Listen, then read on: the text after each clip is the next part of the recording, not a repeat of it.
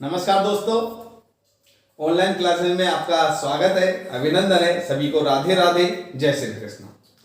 आज जो हम बात करने वाले हैं वो विधि के शासन पर बात करेंगे कि विधि का शासन किसे कहते हैं, क्योंकि जो ब्रिटेन के अंदर है वहां पर विधि का शासन अपनाया हुआ है और विधि के शासन को अपनाए हुए हैं। उसके आधार पर डायसी ने अपना विशेष महत्व रखते हैं। डायसी विधि के शासन में, क्योंकि अलग से प्रश्न पूछा जाता है कि डायसी के अनुसार विधि का शासन क्या है और ब्रिटेन के शासन को डायसी किस प्रकार देखता है, उसके संदर्भ में आज हम बात करने वाले हैं। तो हम पहले देखते हैं विधि का शासन, है ना। तो हमारा जो टॉपिक है वो है विधि का शासन। विधि का शासन। अब देखिए विधि का शासन में क्या होता है। देखिए ब्रिटेन में हम ये जानते हैं कि विधि का शासन को अपना रखा है ना। तो कहां अपनाया हुआ है? ब्रिटेन के अंदर। ब्रिटेन में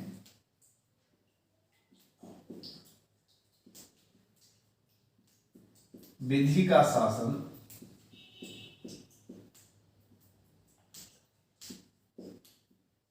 अपना या गया है।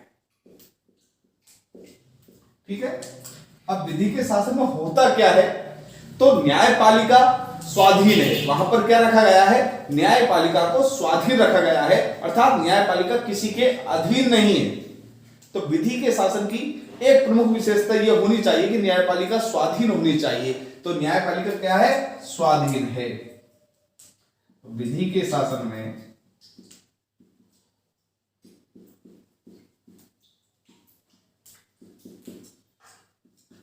न्यायपालिका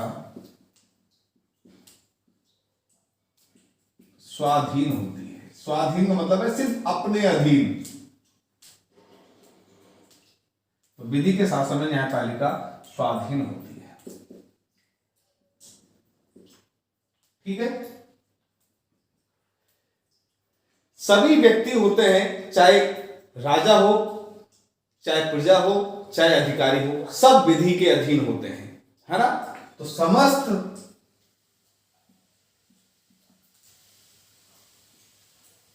लोग, इसके अंदर चाहे जनता हो,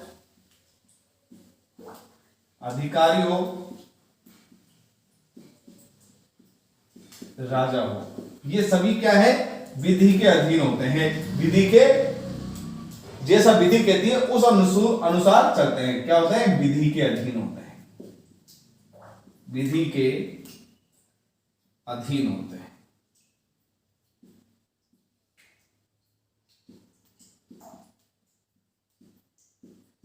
क्लियर?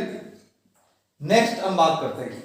देखिए ब्रिटिश नागरिकों के अधिकारों की रक्षा के लिए विधि का शासन अधिकार की रक्षा करता है ब्रिटिश नागरिकों के लिए। तो ये एक महत्वपूर्ण विशेषता है। हम कह सकते हैं कि ब्रिटिश नागरिकों के जो अधिकारों की रक्षा है उसका जिम्मा किसके पास है? विधि के शासन के द्वारा उसकी रक्षा होती है। चाहे हम ये कह सकते हैं कि जो व्यक्तियों की स्वतंत्रता की बात है, जो व्यक्तिगत स्वतंत्रता की बात है, वो किसके द्वारा रक्षा की जाती है? व्यक्तियों की स्वतंत्रता की तो विधि के द्वारा वहां पर रक्षा की जाती है। तो हम कह सकते हैं ब्रिटेन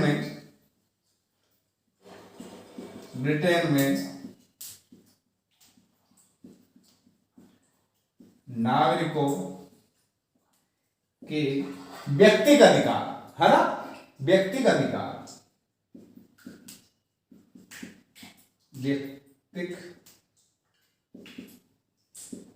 अधिकारों का सुरक्षा कवच विधि का शासन है। विधि का शासन। ये हमने एक छोटा सा इंट्रो दिया आपको कि विधि का शासन कहते किसे हैं। तो विधि का जो शासन है वो ब्रिटेन में अपनाया गया है। कहां अपनाया गया विधि का शासन? ब्रिटेन में अपनाया गया है। क्या? विधि के शासन को। और विधि के शासन में सबसे पहली विशेषता ये होती है कि वो न्यायपालिका क्या होती है? स्वाधीन होती है। न्यायपालिका क्या होती है? स्वाधीन होती है और समस्त लोग, चाहे राजा हो, चाहे प्रजा हो, चाहे अधिकारीगण हो, कोई भी हो, सब किसी के अधीन है, विधि के अधीन होते हैं। सब किसके अधीन होते हैं? विधि के अधीन होते हैं। और जो व्यक्तिगत अधिकारों की रक्षा है, लोगों के अधिकारों की रक्षा है, वो उसका जो सुरक्षा कवच है वो कौन है? विधि है। विधि का शासन है। ये विधि का शासन है ना, वही सुरक्षा कवच होता है। तो हम कहते हैं यहां पर कि विधि का शासन जो ब्रिटेन में अपनाया गया है वो नागरिकों के व्यक्तिगत अधिकारों की सुरक्षा करता है, रक्षा करता है, नागरिकों को समान अधिकार प्रदान करता है और न्यायपालिका एक स्वाधीन रूप से अपना कार्य करती है। उनके विचारकों की बात करें कि विधि के जो शासन है, इनके विचारक कौन कौन है? तो अगर हम विचारकों की बात करते हैं तो विचारकों की बात करते हैं, देखिए प्रमुख विचारक है इसका डायसी। डायसी विचारक, प्रमुख विचारक कौन है? डायसी। ध्यान रखना, बहुत बार ये पूछा जाता है कि विधि के शासन का प्रमुख विचारक कौन है? डायसी। इसके अलावा जेनिंग्स भी है, फिलिप्स भी है, लेकिन प्रमुख वो कौन है? डायसी है। इसके अलावा जेनिंग्स भी है। जेनिंग्स की बात करें हम, चाहे फिलिप्स की बात करें, ये लोग हैं। तो ये है विधि का शासन। अब हम देखेंगे विधि के शासन में क्या क्या चीजें होती है, किन किन गुणों का समावेश होता है, किस तरीके की शासन व्यवस्था चलती है, किस तरह की स्वतंत्रताएं का किस तरह ये रक्षा करता है न्यायपालिका, किस तरह जो न्यायिक चीजें हैं उनको स्वतंत्र बनाया गया है, उनकी हम चर्चा करेंगे। तो हम बात करेंगे अब विधि के शासन में विशेषताओं की बात कर लीजिए, चाहे हम ये कह सकते हैं विधि का शासन कहते किसे हैं, उसके तत्व कौन कौन से हैं, तो उनकी बात करेंगे। ठीक है, ये आपको समझ में आ गया होगा।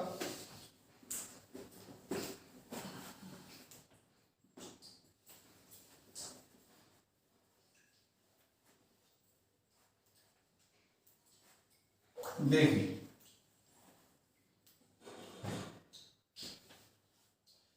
अब हम बात करेंगे विधि के शासन के अंगों की। इसके अंग देखते हैं। अंग अंग कौन कौन से हैं उस पर हम चर्चा करेंगे।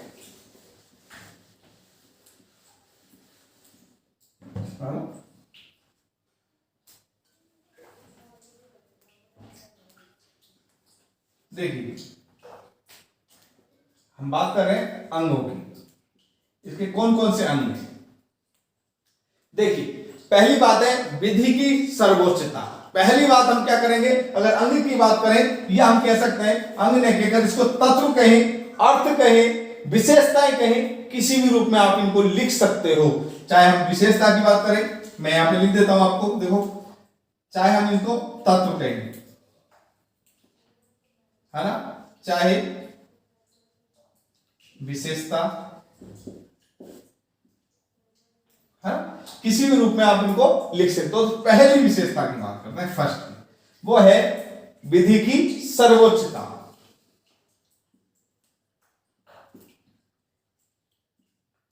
विधि की सर्वोच्चता। अब देखिए ये विधि की जो सर्वोच्चता है उसके बारे में क्या है कि देखो कानून सर्वोच्च है, सर्वोपरि है, सर्वव्यापक है, अर्थात कानून ही सब कुछ है। विधि ही व्यक्तियों के अधिकारों का निर्धारक है और विधि ही व्यक्ति के स्वेच्छाचारिता पर प्रतिबंध स्थापित करती है। अर्थात विधि क्या है, सर्वोच्चता लिए हुए है। तो हम कह सकते हैं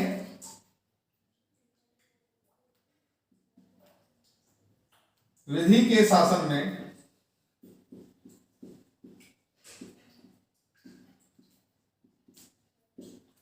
कानून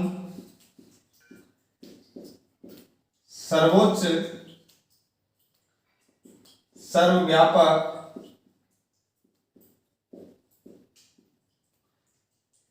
वे सर्वमान्य होते हैं, सभी के द्वारा माने जाते हैं।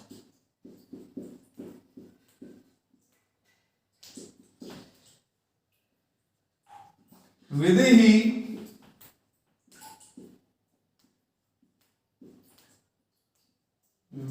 व्यक्तियों के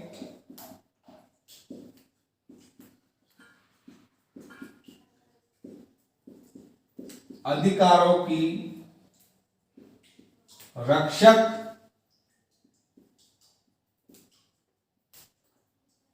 व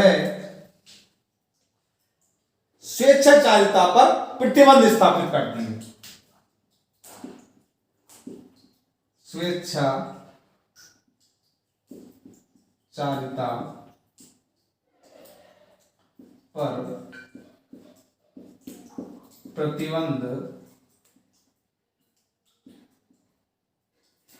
लगाते हैं। देखिए बात करते हैं इसकी। देखिए विधि के शासन में कानून सर्वोच्च होता है, सर्वव्यापक होता है, सभी के द्वारा मान्य होता है। अधिकार प्रदान करने का कार्य भी कानून के द्वारा किया जाता है कि व्यक्ति के क्या क्या अधिकार हैं। लेकिन सिर्फ अधिकार ही नहीं, व्यक्ति की स्वेच्छाचारिता पर किस तरह रोक लगे उसका भी प्रतिबंध भी कानून के द्वारा ही लगाया जाता है। जिस तरह अपन एक छोटा सा एग्जांपल देख लेते हैं कि स्वतंत्रता, सब व्यक्ति का अधिकार है स्वतंत्रता, और होना भी चाहिए। आज हम स्वतंत्र हैं किसी भी कार्य करने के लिए, लेकिन हम वो कार्य नहीं कर सकते जिससे किसी दूसरे को हानि हो। जिस तरह आप ये कहो कि मैं तो स्वतंत्र हूं और रोड पे जाकर किसी के पत्थर मारने लग जाओ और क्या बोलो कि मैं तो स्वतंत्र हूं, तो ये स्वतंत्रता नहीं है, ये क्या है? स्वेच्छाचारिता है, स्वच्छंदता है। स्वतंत्रता नहीं होकर क्या है? स्वच्छंदता है। तो स्वच्छंदता या स्वेच्छाचारिता पर प्रतिबंध भी किसके द्वारा लगाए जाते हैं? विधि के अनुसार लगाए जाते हैं, क्योंकि विधि अधिकारों का संरक्षण करती है लेकिन स्वेच्छाचारिता पर प्रतिबंध स्थापित करती है। तो ये कार्य विधि की सर्वोच्चता के अंदर किसका है? विधि का है। क्लियर हो गया? तो पहला हमारा पॉइंट हुआ विधि की सर्वोच्चता। दूसरी बात करते हैं हम, शासन विधि के अनुसार चलता है। इसमें हाँ, विधि के शासन में शासन किसके अनुसार चलता है? विधि के अनुसार ही शासन चलता है।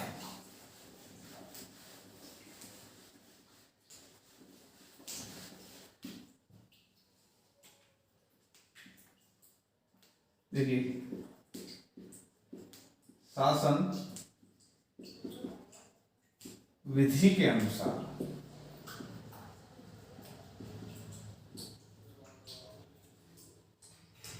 अर्थात शासन के अनुसार विधि नहीं चलती है, शासन के अनुसार विधि नहीं चलती है, विधि के अनुसार शासन चलता है। पहली बात तो ये क्लियर हो जानी चाहिए कि विधि के शासन का तात्पर्य विधि के द्वारा शासन चलना है, अर्थात विधि शासन करती है। शासन करने का कार्य कौन करती है? विधि करती है। तो यहां स्पष्ट हो गया कि विधि के शासन में, विधि के शासन में शासन विधि के अनुसार चलता है।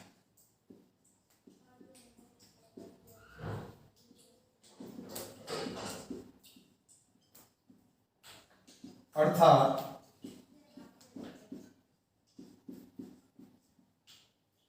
शासन विधि करती है।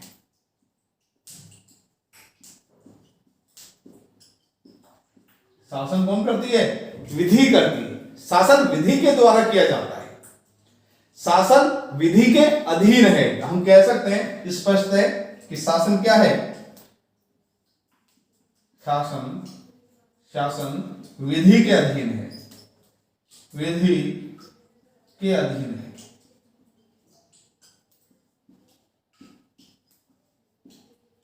शासन किसके अधीन है? विधि के अधीन है। तो अर्थात जो शासन है वो किसी व्यक्ति विशेष की इच्छा पर नहीं चलता है। कोई व्यक्ति विशेष जो कहे उस पर निर्भर नहीं है। जैसे राजतंत्र में जैसा राजा ने कह दिया वही सर्वमान्य, ऐसा नहीं है। राजा भी वही कहेगा जो विधि कहेगी, अर्थात विधि के अनुसार राजा को चलना होता है। क्लियर हो गया? विधि के अनुसार राजा को चलना होता है, वो कहलाता है विधि का शासन। कानून के अनुसार पालन करना कानून का शासन कहलाता है। तो हम कह सकते हैं कि शासन पर किसी व्यक्ति विशेष की इच्छा पर निर्भर नहीं होता है। क्या कह सकते हैं हम? शासन किसी व्यक्ति विशेष की इच्छा पर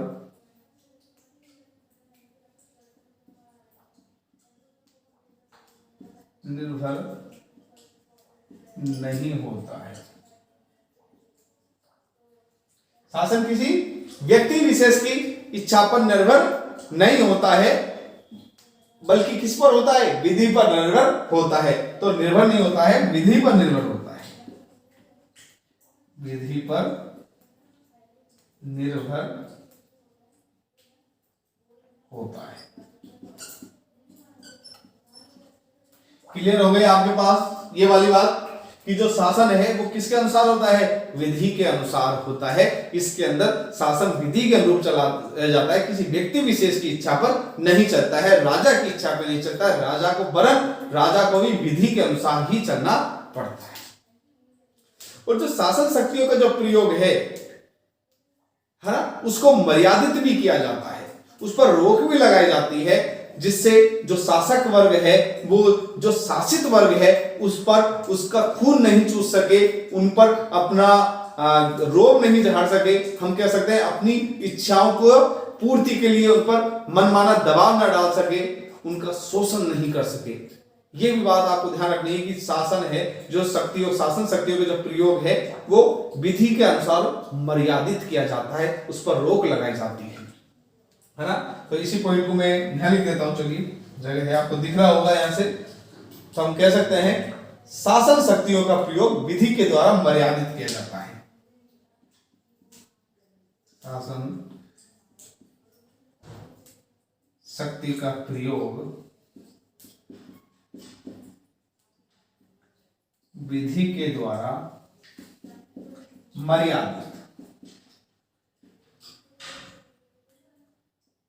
मर्यादित किया जाता है।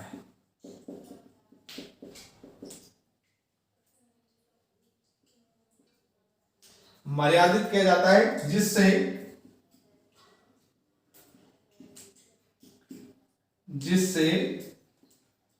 शासक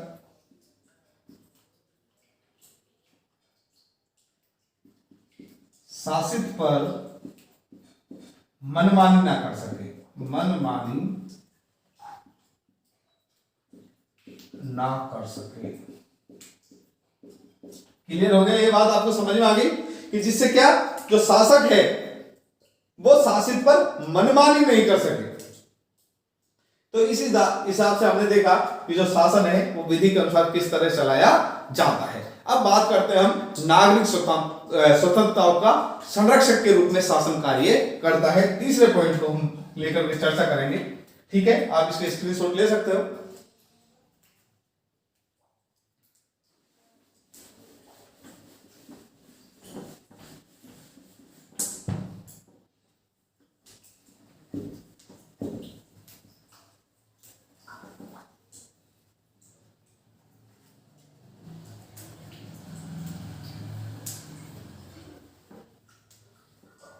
देखिए, बात करते हैं नागरिक स्वतंत्रताओं का संरक्षक माना गया है इसको, है ना।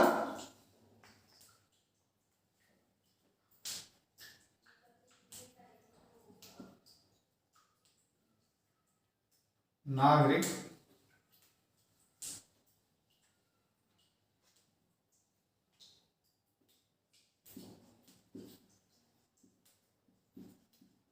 अधिकारों का संरक्षक क्या है? ये नागरिक अधिकारों का संरक्षक है ना। नागरिक स्वतंत्रताओं का संरक्षक है ना। नागरिक अधिकारों का संरक्षक हमने इसको माना है। किस तरह संरक्षण करता है कि जो नागरिकों को जो स्वतंत्रता प्राप्त है, विधि के शासन का तात्पर्य शासक के द्वारा नागरिकों की स्वतंत्रता का ध्यान रखना है, नागरिकों के अधिकारों का ध्यान रखना है ना। तो हम कह सकते हैं विधि के शासन द्वारा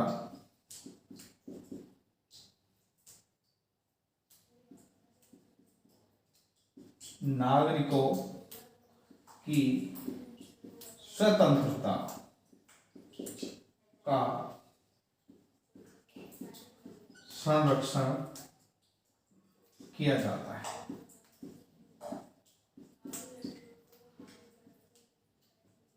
क्या किया जाता है? स्वतंत्रताओं का संरक्षण किया जाता है। एक जो कार्यपालिका होती है वो कार्यपालिका स्वतंत्र नहीं होती है, नियंत्रित रूप लिए होती है। तो हम कह सकते हैं कार्यपालिका विधि के शासन में, विधि के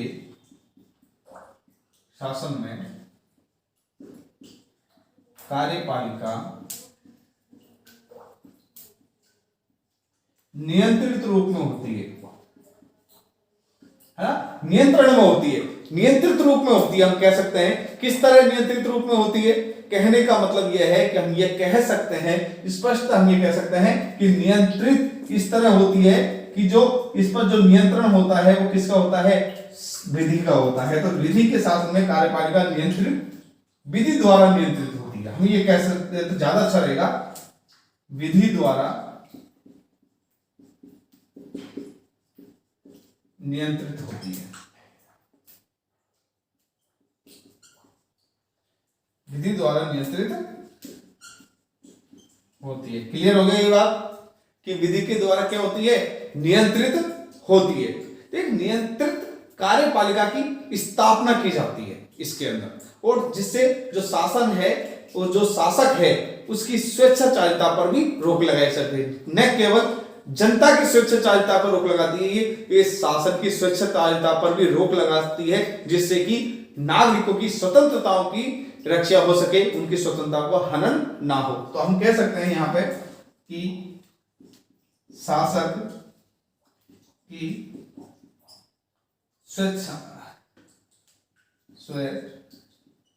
स्वच्छंदता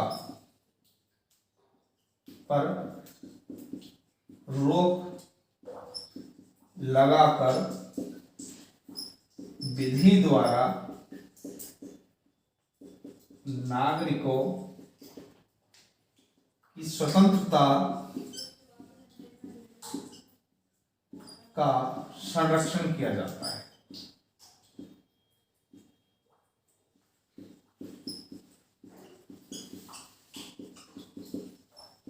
भाई राजा मनमाना क्या नहीं दे सकता? अधिकार नहीं दे सकता। हमने पिछली क्लास में बात की कि इस तरह का कोई अधिकार नहीं है, कोई इस तरह का कोई एक नियम नहीं बना सकता जो विधि के प्रतिकूल हो। इस तरह का कोई आदेश जारी नहीं कर सकता जो विधि के प्रतिकूल हो। उसकी स्वेच्छाचारिता पर रोक लगाई जाती है विधि के द्वारा। इसके अलावा विधि के समक्ष सभी को समानता है ना, तो विधि के समक्ष समानता भी विधि का शासन ही माना जाता है। एक नए टर्म में ये माना जाता है। बहुत सी जगह ये चीज उपयोग में नहीं ली जाती। ब्रिटेन की अगर हम बात करें तो इस तरह का कहीं पर भी विधि के समक्ष समानता की बात वहां नहीं की गई है। लेकिन अगर हम बात करते हैं विधि के शासन की, तो विधि के शासन में विधि के समक्ष समानता होती है। तो हम ये पॉइंट जरूर लिखेंगे, विधि के समक्ष समानता।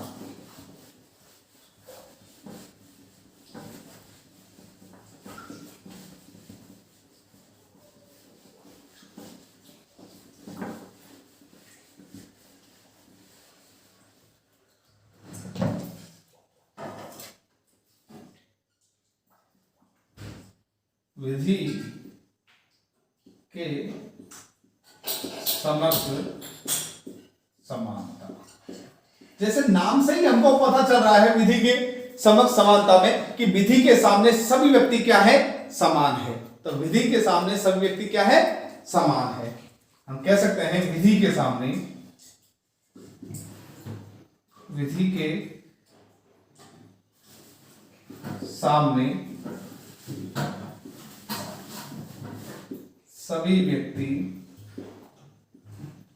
समान है। चाहे कोई भी हो, चाहे राजा हो, चाहे जनता हो, चाहे अधिकारी हो, सभी क्या है? समान है। शासन में सभी को समान संरक्षण और सुविधाएं हैं। विधि के शासन में सभी को समान संरक्षण और सुविधाएं प्राप्त होती है। हम कह सकते हैं विधि के शासन में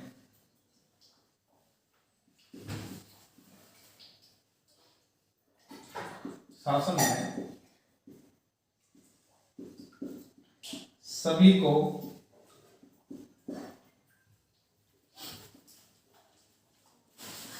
समान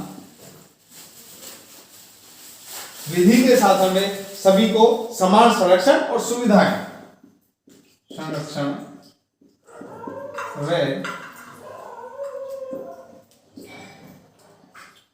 सुविधाएं प्राप्त होती है।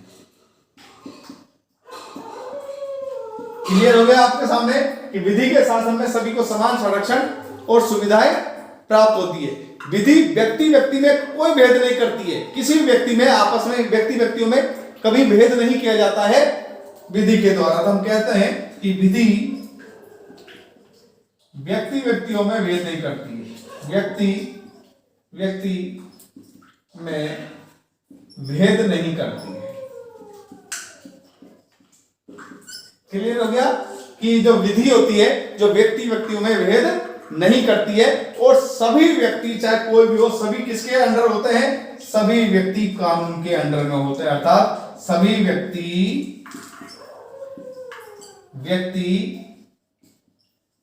कानून के अधीन होते हैं, अधीन होते हैं। सभी व्यक्ति क्या होते हैं, कानून के अधीन होते हैं, चाहे कोई भी हो, सब व्यक्ति क्या है, कानून के अधीन है। इसके अलावा अब अंतिम पॉइंट की बात करते हैं कि न्याय तथा कानून का सामान्यीकरण भी इसके अंदर किया गया है और जो ब्रिटेन की प्रमुख विशेषताओं के अंदर भी आता है। तो हम यहाँ ये भी चीज देखेंगे और इस पर चर्चा करेंगे। जब हम इन पर चर्चा करेंगे उसके बाद हम देखेंगे कि डायसी के क्या विचार हैं इसको लेकर के, डायसी क्या बात कहता है। डायसी इसी बिंदु को आधार बना करके बात करता है, आगे उसकी हम बात करने वाले हैं। देखिए है ना, न्याय तथा कानून का सामान्यीकरण। न्याय तथा कानून का सामान्यीकरण। देखिए न्याय तथा कानून के सामान्यीकरण की अगर हम बात करते हैं तो हम कहते हैं कि विधि के शासन में क्या होता है, सामान्य कानून की बात की जाती है, सामान्य न्यायालय की बात की जाती है और सामान्य न्याय की बात की जाती है, न कि विशेष की। किसकी बात की जाती है, सामान्य की बात की जाती है। तो विधि के शासन हम कह सकते हैं, विधि के शासन में, विधि के शासन में सामान्य न्याय, क्या सामान्य न्याय, सामान्य कानून, सामान्य कानून व सामान्य न्यायालय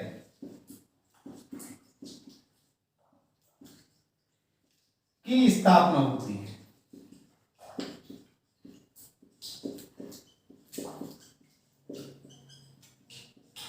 किस पर चलता है ये सामान्यीकरण? तभी तो है, न्याय और कानून का सामान्यीकरण का तात्पर्य यह है कि विधि के शासन में सामान्य न्याय होता है, सामान्य कानून होता है और सामान्य न्यायालय होता है, अर्थात सभी के लिए समान न्याय, समान कानून और समान न्यायालय, कोई विशेष नहीं। सीधा सीधा बात है, सभी के लिए समान न्याय होता है, सभी के लिए सामान्य का मतलब यह है कि जो किसी विशेष व्यक्ति के लिए कोई विशेष तरीके की न्याय व्यवस्था नहीं है वहां पर। जैसे यहां पर है ना, विशेष अदालतें खोली गई हैं, विशेष न्याय व्यवस्था की जाती है कि कुछ मुद्दों के लिए कि आप रात को भी न्याय व्यवस्था खुल जाती है, न्यायालय खुल जाते हैं। वहां पर ऐसी विशेष व्यवस्थाएं नहीं की कर रखी है किसी पर्सनल मैटर को लेकर के। तो यहां पर क्या है कि इसके अंदर विशेष कानूनों की, विशेष न्यायालयों की और विशेष न्याय की को हतोत्साहित किया गया है। उनको क्या किया गया है, उनको निम्न श्रेणी में लाया गया है। तो इसके अंदर हम कह सकते हैं विशेष कानून,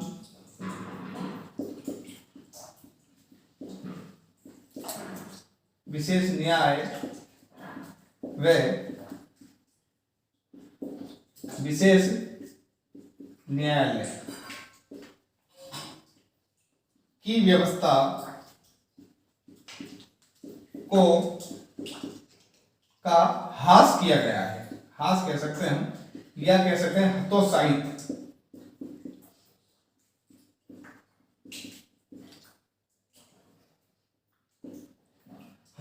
किया गया है। क्लियर हो गया?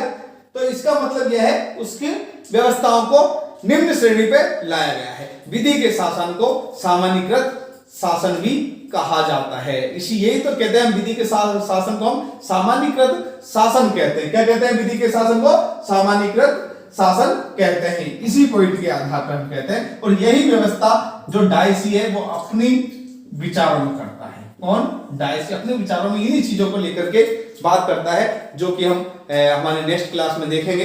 तो सभी को राधे राधे, जय श्री कृष्णा, नमस्कार, जय हिंद।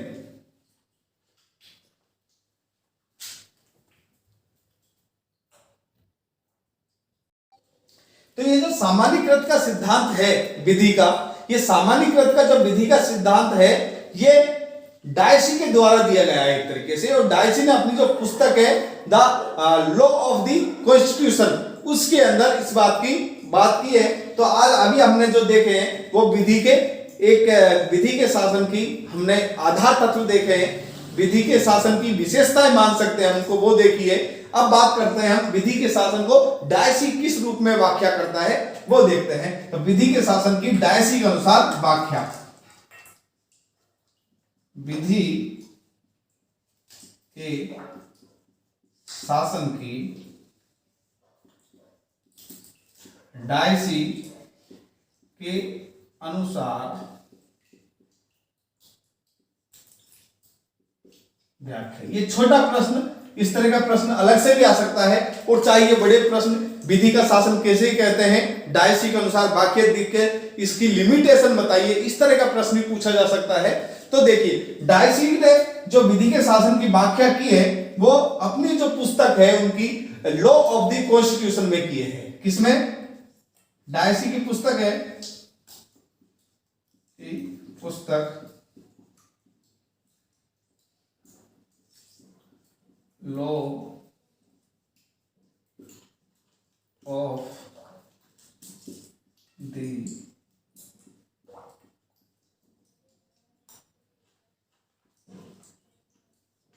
ठीक है, लॉ ऑफ द कॉन्स्टिट्यूशन के अंदर क्या किया है, इसकी बात की है इन्होंने, है ना। लॉ ऑफ द कॉन्स्टिट्यूशन के अंदर अपनी विचारों को इन्होंने रखा है कि क्या कहता है डायसी इनके अंदर, उसके हम अब बात करने वाले हैं। क्लियर हो गया?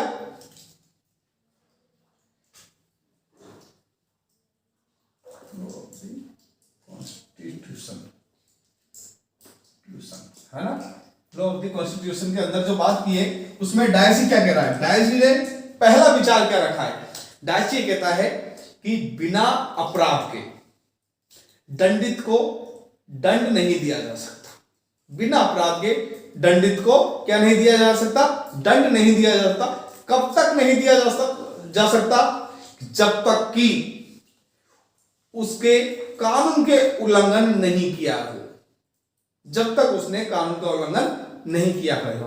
कहने का तात्पर्य यह है कि बिना अपराध के दंडित को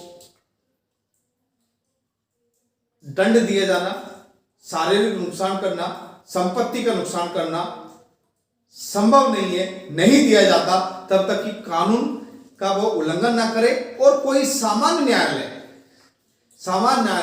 उसको इस बात को साबित नहीं कर दे कि इस व्यक्ति ने इस प्रकार का कानून का उल्लंघन किया। अर्थात जो दंड है वो किस पर दिया जाएगा? सिर्फ कानून के उल्लंघन पे दिया जाएगा। और जो भी कब दिया जाएगा? जब न्यायालय के द्वारा साबित कर दिया जाए। और न्यायालय कौन सा? सामान्य न्यायालय। ध्यान रखना, वही सामान्यीकृत वाली बात कर रहे हैं। जब तक सामान्य न्यायालय ये साबित नहीं कर दे कि फला व्यक्ति ने या उस व्यक्ति ने सामान्य कानून का उल्लंघन किया है, तब तक उस व्यक्ति पर किसी प्रकार का दंड नहीं दिया जाएगा, न तो शारीरिक न संपत्ति, किसी प्रकार का दंड नहीं रखा जाएगा। तो यहां पर हम कह सकते हैं कि बिना बिना अपराध के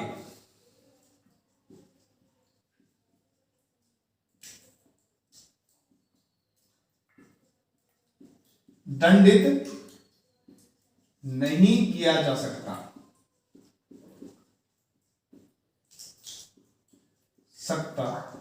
पहली बात। दूसरा कि जब तक कोई सामान्य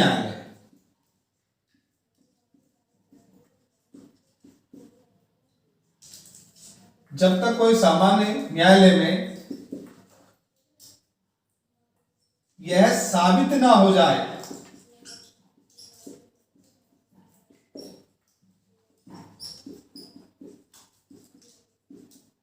कि अमुक व्यक्ति द्वारा सामान्य कानून का उल्लंघन किया गया है, कानून का उल्लंघन किया गया है,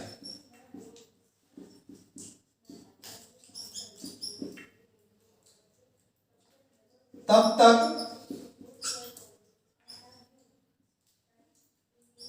व्यक्ति को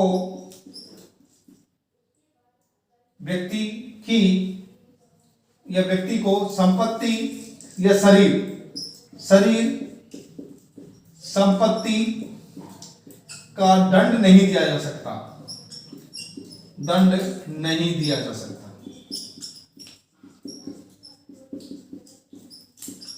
नहीं तो उसकी संपत्ति को नुकसान पहुंचाया जाएगा जब तक,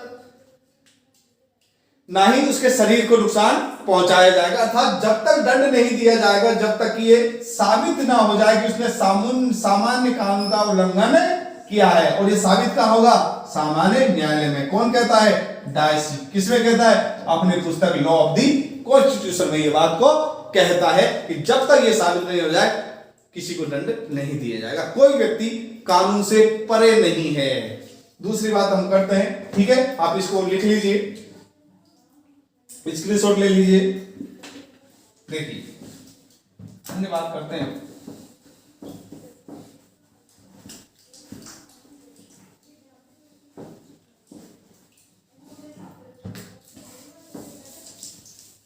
देखिए क्या है कि कोई भी व्यक्ति कानून से परे नहीं है। दूसरी बात हम करें, डायसी के अनुसार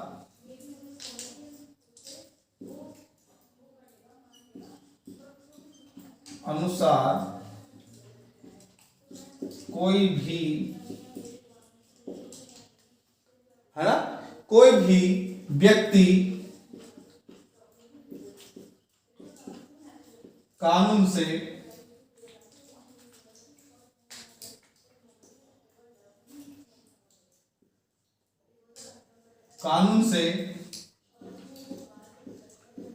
परे नहीं है। कोई व्यक्ति क्या नहीं है? कानून से परे नहीं है, कानून से अलग नहीं है कोई व्यक्ति। इस बात का ध्यान रखना। ये कौन कहता है? डायसी कहता है। डायसी कहता है ब्रिटेन में कानून की सर्वोच्चता है। अब ये ब्रिटेन के बारे में बात कर रहे हैं आप, क्योंकि डायसी ने ब्रिटेन के संदर्भ में ही इस बात का उल्लेख किया है कि ब्रिटेन में कानून की सर्वोपरिता है, व्यक्ति प्रशासनिक अधिकारी की नहीं, किसी व्यक्ति की नहीं है, किसी प्रशासनिक अधिकारी की नहीं है। किसकी है सर्वोपरिता? कानून की है। क्या कहता है डायसी? ब्रिटेन में कानून की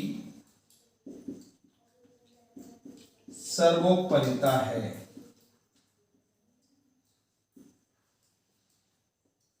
किसी व्यक्ति, शासक, प्रशासनिक अधिकारी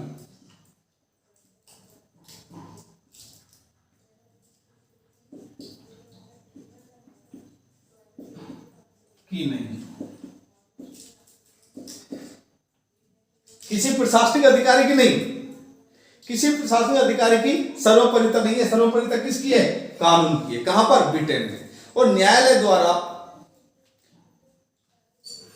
जब तक किसी कानून का उल्लंघन साबित ना हो जाए तब तक दंड नहीं दिया जा सकता। क्या कहता है? न्यायालय द्वारा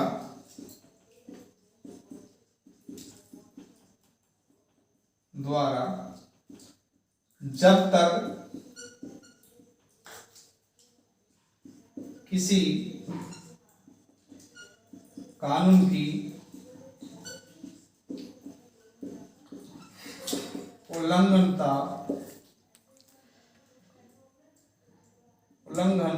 सिद्ध ना हो जाए, सिद्ध ना हो जाए, है ना, तब तक क्या नहीं दिया जा सकता? दंड नहीं दिया जाता। जब तक दंड नहीं दिया जाता, जब तक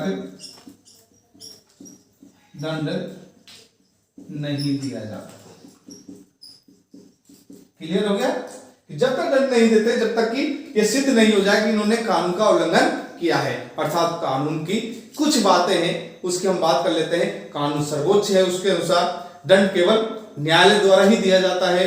दंड केवल विधि की उल्लंघनता के आधार पर दिया जाता है और विधि की उल्लंघनता का निर्णय सामान्य कानून की प्रक्रिया के तहत सामान्य न्यायालय के द्वारा ही किया जाता है। 4-5 बातें इसकी मुख्य है, उन बातों को हम लिख लेते हैं। देखिए कौन कौन सी है, ये इंपॉर्टेंट है। देखिए ये 4-5 बातें करता है, उनकी हम बात करते हैं डायसी के अनुसार। पहली बात क्या कहता है? कानून सर्वोच्च है। क्या कहता है? कि विधि के शासन में विधि सर्वोच्च है।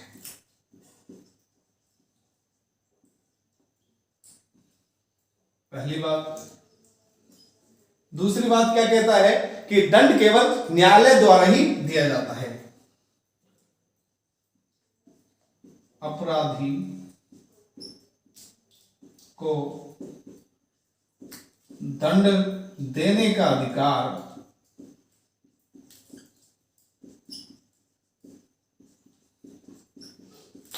सिर्फ सामान्य न्यायालय को है।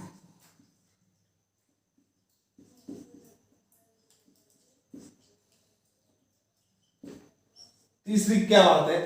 तीसरी कहते हैं दंड केवल विधि की उल्लंघनता पे ही दिया जाता है। जब विधि का उल्लंघन होगा तब ही दंड दिया जाएगा। तो हम कह सकते हैं दंड विधि की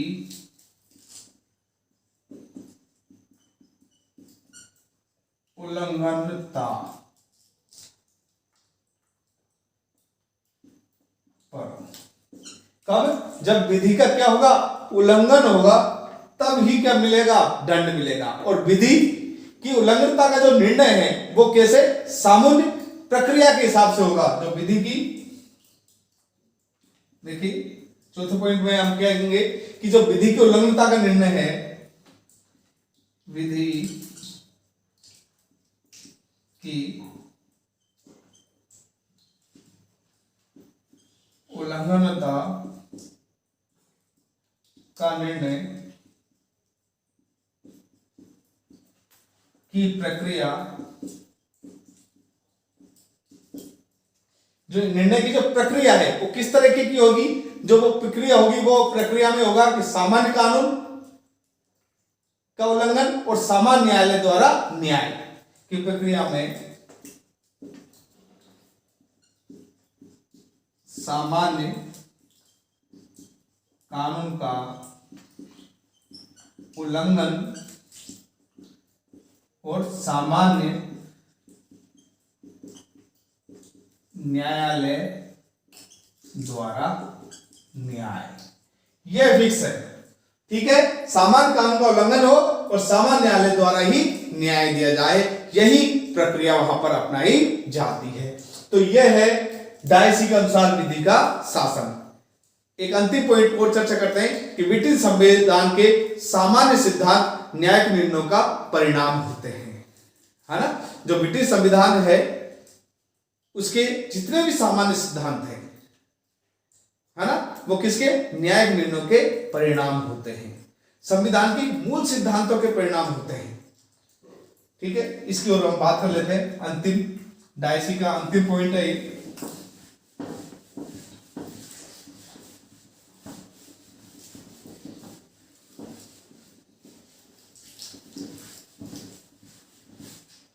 देखिए क्या है कि ब्रिटेन के संविधान के सामान्य सिद्धांत,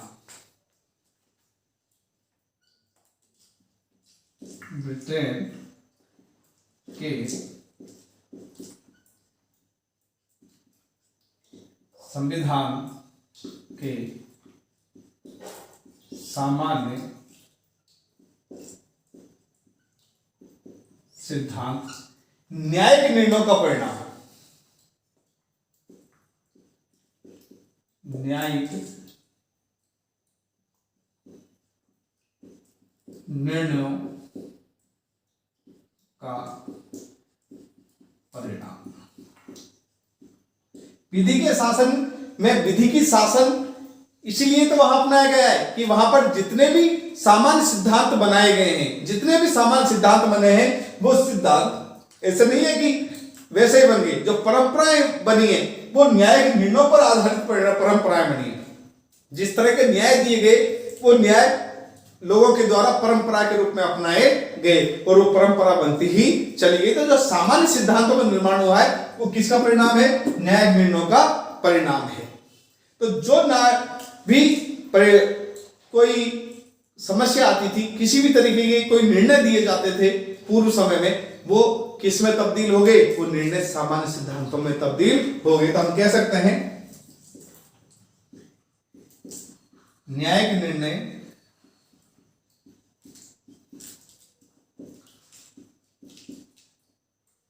सामान्य सिद्धांत पब्लिक कानून बन जाते हैं। क्या बन जाते हैं, न्यायिक निर्णय सामान्य सिद्धांत बन जाते हैं और कानून बन जाते हैं। और संविधान के जो मूल सिद्धांत हैं, संविधान के, ब्रिटिश संविधान के मूल जो सिद्धांत है वो किस पर आश्रित है, न्यायिक निर्णयों का परिणाम है। हम कह सकते हैं यहां पर ब्रिटेन के ब्रिटिश संविधान के मूल सिद्धांत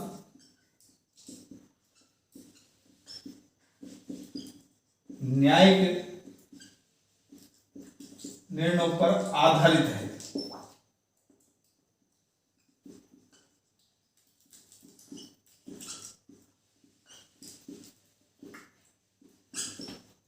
न्यायिक निर्णयों पर आधारित है। क्लियर हो गया कि जो ब्रिटिश संविधान के मूल सिद्धांत है वो न्यायिक निर्णयों पर आधारित होते हैं। तो जो नागरिकों के अधिकारों की सुरक्षा के लिए दिए गए हैं, ये भी जितने भी निर्णय वो किसके लिए दिए गए, नागरिकों की सुरक्षा के लिए दिए गए। हम कह सकते हैं यहां पर ये निर्णय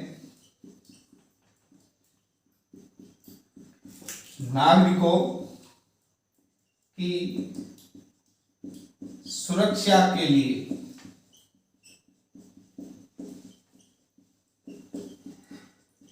दिए गए हैं। किसके लिए, नागरिकों की सुरक्षा के लिए ये निर्णय दिए गए हैं।